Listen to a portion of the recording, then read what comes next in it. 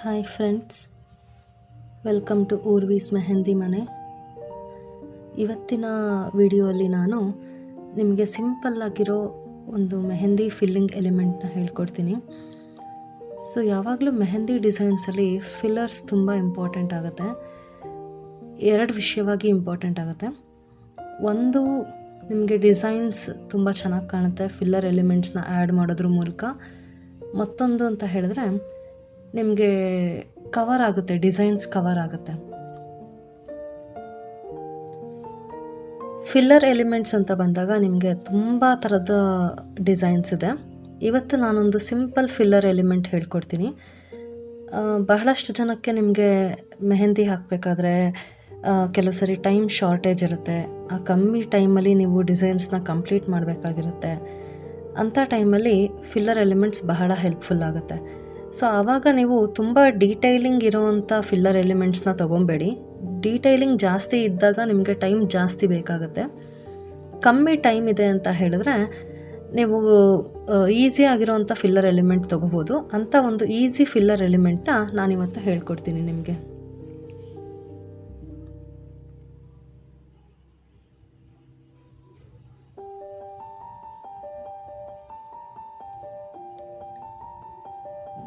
ನೀವಿಲ್ಲಿ ನೋಡ್ತಾ ಇರ್ಬೋದು, ನಾನು ಸ್ಪೈರಲ್ಸ್ನ ನಿಮಗೆ ಫಿಲ್ಲರ್ ಎಲಿಮೆಂಟ್ ಆಗಿ ತೊಗೊಂಡಿದ್ದೀನಿ. ಇಲ್ಲಿ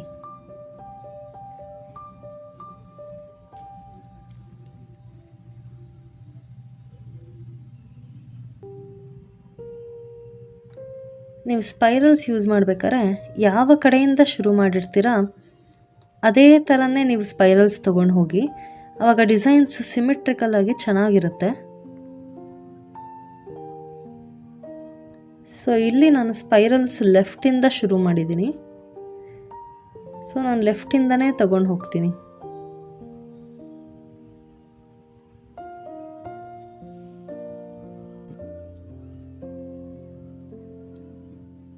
ಈ ಬಾಕ್ಸ್ ಪೂರ್ತಿ ಇದೇ ಥರ ಸ್ಪೈರಲ್ಸ್ ಫಿಲ್ ಮಾಡ್ತಾ ಬನ್ನಿ.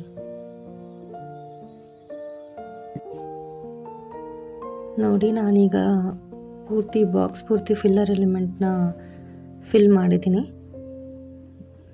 ಸೊ ಈ ಥರ ಈಸಿ ಫಿಲ್ಲರ್ ಎಲಿಮೆಂಟ್ಸ್ನ ನೀವು ಟೈಮ್ ಕಮ್ಮಿ ಇದ್ದಾಗ ಕನ್ಸಿಡರ್ ಮಾಡ್ಬೋದು. ಇದೇ ರೀತಿ ಇನ್ನಷ್ಟು ಡಿಸೈನ್ಸ್ಗಳಿಗೆ ಹಾಗೂ ಮೆಹಂದಿ ಟಿಪ್ಸ್ಗಳಿಗೆ ಕೀಪ್ ವಾಚಿಂಗ್ ಊರ್ವೀಸ್ ಮೆಹಂದಿ ಮನೆ. ಸಬ್ಸ್ಕ್ರೈಬ್ ಮಾಡಿಲ್ಲ ಅಂದರೆ ದಯವಿಟ್ಟು ಸಬ್ಸ್ಕ್ರೈಬ್ ಮಾಡಿ.